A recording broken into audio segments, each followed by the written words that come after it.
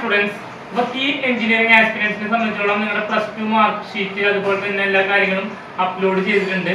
അതിൻ്റെ ഒരു verification start ആയിട്ടുണ്ട്. അപ്പോൾ കീം BRK ആസ്പിരൻസിനെ സംബന്ധിച്ച് ഇതുവരെ നാറ്റ സ്കോർ അപ്ഡേറ്റിംഗ് പറഞ്ഞിട്ടില്ല. അപ്പോൾ എനിക്ക് തോന്നുന്നു ജൂലൈ 30 വരെ ഉള്ള നാറ്റ സ്കോർ കൺസിഡർ ചെയ്യാനുള്ള ചാൻസ് ആണ് ഇതിലൂടെ വരുന്നത്.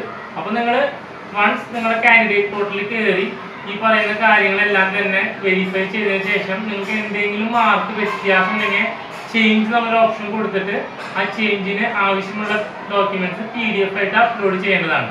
നിങ്ങൾക്ക് ചേഞ്ച് ഇല്ല എന്നുണ്ടെങ്കിൽ നോ ചേഞ്ച് എന്ന് പറയാവുന്നതാണ്. ഒന്നിൽ കൂടുതൽ കാര്യങ്ങൾ ചേഞ്ച് ഉണ്ടെങ്കിൽ അതെല്ലാം ചേഞ്ച് എന്ന് പറഞ്ഞിട്ട് അതിനൊക്കെ ആവശ്യമുള്ള ഡോക്യുമെന്റ്സ് സിംഗിൾ PDF ആയിട്ടാണ് നിങ്ങൾ നിങ്ങളുടെ പോർട്ടലിൽ അപ്ലോഡ് ചെയ്ത് കൊടുക്കേണ്ടത്. അപ്പോൾ എഞ്ചിനീയറിംഗ് ആസ്പിരൻസിനെ സംബന്ധിച്ച് റാങ്ക് ലിസ്റ്റ് പബ്ലിഷ് ചെയ്യുന്നതിന് മുമ്പുള്ളൊരു വെരിഫിക്കേഷൻ പ്രോസസ്സാണ് ഇപ്പോൾ നടന്നുകൊണ്ടിരിക്കുന്നത്. നിങ്ങൾ അപ്ലോഡ് ചെയ്തിട്ടുള്ള മാർക്സിൽ എന്തെങ്കിലും ചേഞ്ചസ് ഉണ്ടെങ്കിൽ എത്രയും പെട്ടെന്ന് തന്നെ അത് ചെയ്യാനായിട്ട് ശ്രമിക്കുക. BRK ആസ്പിരൻസിനെ സംബന്ധിച്ച് നമുക്ക് ഇപ്പോഴും അതിൻ്റെ അപ്ഡേറ്റിംഗ് സ്റ്റാർട്ട് ആയിട്ടില്ല. വൺസ് സ്റ്റാർട്ട് ആയി കഴിഞ്ഞാൽ നമ്മുടെ യൂട്യൂബ് ചാനലിലൂടെ സ്റ്റാർട്ടിങ്ങുമായി ബന്ധപ്പെട്ട കാര്യങ്ങളും അതിൻ്റെ പ്രൊസീജിയേഴ്സ് എല്ലാം കറക്റ്റായി നിങ്ങൾക്ക് പറഞ്ഞു തരാൻ ഞാൻ ശ്രമിക്കുന്നതാണ്. അപ്പോൾ thank you for watching our channel. Keep subscription for all the latest updates.